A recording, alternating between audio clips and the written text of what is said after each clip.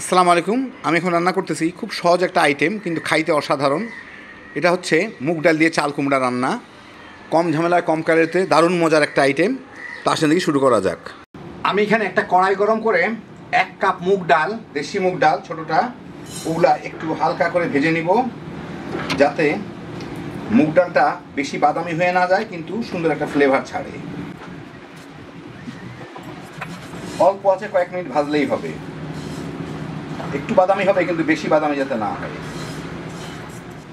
মুগ ডালটা ভাজা হয়ে সুন্দর একটা ফ্লেভার বাইর হইলে হালকা একটু বাদামি হয়ে যায়, একটু বেশি বাদামি হয়ে যায়, আমি চুলাটা বন্ধ করে দিই। এখন আমি এটাকে এখানে পানি রাখছি, এই পানির মধ্যে আমি মুগ ডালগুলোকে ঢেলে দিব।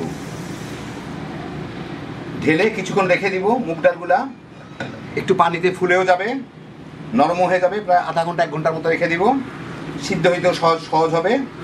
আর তারপর আমি এটাকে ধুয়ে নিব। এখন গরম আছে, পানিটা মুগ ডালের জন্য ভালো গরম হয়ে গেছে। একটু ঠান্ডা হোক। ভিজা রাখলে মুগ ডালটা ফুলেও যাবে আর একটু জলদি সিদ্ধ হবে। আমি এখানে প্রায় 2 টেবিল চামচের মতো তেল নিয়ে একটা কড়াইয়ে 2টা পেঁয়াজ একটু মোটা মোটা করে কেটে রাখছি, ওগুলা দিয়ে একটু ভেজে নিব।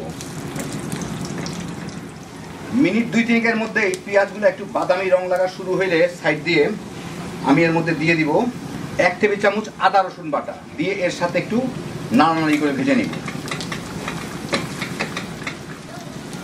এই মিনিট 2 মধ্যে আদা রসুনটা একটু ভাজা ভাজা হয়ে গেলে, কাঁচা গন্ধটা চলে গেলে, আমি এর মধ্যে দিয়ে দিব 1 চা চামচ হলুদের গুঁড়া, 1 চা চামচ জিরার গুঁড়া, 1 চা চামচ ধনিয়ার গুঁড়া, আর মরিচটা স্বাদ মতো আমি 1 চা চামচের মতোই দিলাম, একটু কম দিই। এখন এটাকে একটু নাড়াচাড়া করে নিব, হলুদের কাঁচা গন্ধটা চলে যাওয়া। এই মিনিট খানেকের মধ্যে হলুদের কাঁচা গন্ধটা চলে গেলেই আমি যে ডালগুলো ভিজা রাখছিলাম, পানি ছেঁকে নিচ্ছি, এগুলা দিয়ে দিব এর মধ্যে, দিয়ে একটু এর সাথে ভুনে নিব।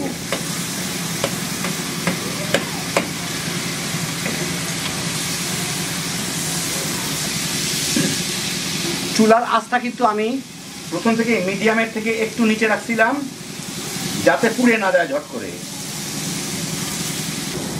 এই মিনিট 2 ভেজেই আমি এর মধ্যে অল্প চুলার জালটা এখন একটু বাড়ায় দিই, হাই আর মিডিয়ামের মাঝামাঝি নিয়ে। এর মধ্যে আমি এই 1.5 কাপের মতো পানি দিলাম, দিয়ে এইটাকে একটু জাল দিয়ে নিব। ডালটা এর মধ্যে কিছুটা নরম হয়ে যাবে।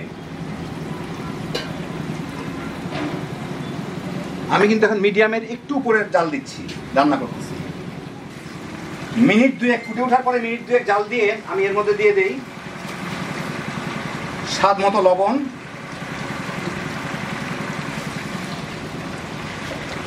অর্ধেকটা চাল কুমড়া আমি এইভাবে কেটে রাখছি, ধুয়ে তারপর কাটছি। এখন এগুলাকে আমি এর মধ্যে দিয়ে দিব। চুলার জালটা আমি এখন আবার মিডিয়ামে নিয়ে আসি, নাহলে পানিটা জলদি শুকায় যাবে। কারণ চাল কুমড়ায় কিন্তু পানি ছাড়বে, খুব বেশি পানি দেওয়ার আর দরকার হবে না, না হওয়ারই কথা আর কি। দেখেন এখন যেরকম শুকনা শুকনা আছে, এটা চাল কুমড়া পানি ছেড়ে কিন্তু নিজের পানিতে নিজে সিদ্ধ হয়ে যাবে। এটা আরেকটু পানি পানি হয়ে যাবে আর কি।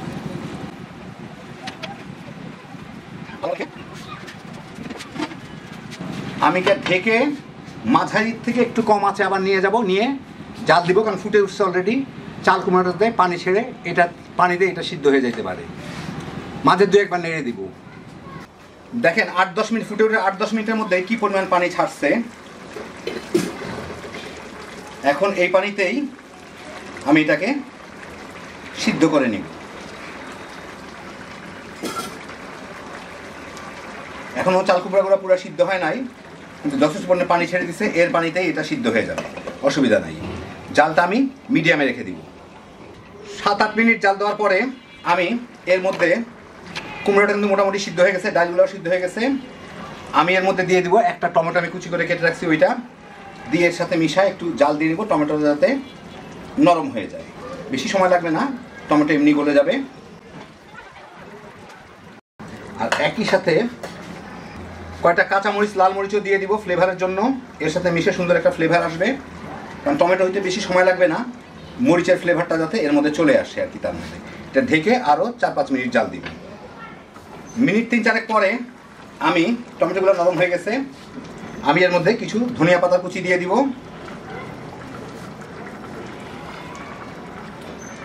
এর সাথে মিলায় আমি চুলাটা বন্ধ করে দিই। এই যে ঝোল আছে দেখতেছেন একটু পানি পানি, এটা কিন্তু ডাইল এমনি টেনে নিয়ে যাবে, সেই জন্য একটু মানে ঝোল ঝোল রাখবেন, না হলে কিন্তু একদম পরে শুকনা হয়ে যাবে। যাই হোক, আপনাদের আমি মিনিট 5 অপেক্ষা করে তারপরে আপনাদের ঝোলটা একটু টেনে যাক, আপনাদের আমি দেখাচ্ছি। এই দেখেন হয়ে গেল আমার দারুণ মজার চাল কুমড়া দিয়ে মুগ ডাল রান্না অথবা মুগ ডাল দিয়ে চাল কুমড়া রান্না। খুব সহজ ঝামেলাবিহীন একটা আইটেম, কিন্তু খাইতে যে কি মজা একবার বানালেই বুঝবেন। অন্য কোনো তরকারি না থাকলেও শুধু এটা দিয়ে থালা থালা ভাত খেয়ে ফেলতে পারবেন। আর চাল কুমড়া অনেক কম ক্যালোরির একটা খাবার, যারা একটু ক্যালোরি বাঁচাইতে চান এটা বানায় তামাতাম করে খেয়ে ফেলাইতে পারবেন। হ্যাপি জোশের একটা আইটেম। আল্লাহ আপনাদের সবাইকে ভালো রাখুন, সুস্থ রাখুন, নিরাপদে রাখুন। ইনশাআল্লাহ বেঁচে থাকলে আবার দেখা হবে। আল্লাহ হাফেজ।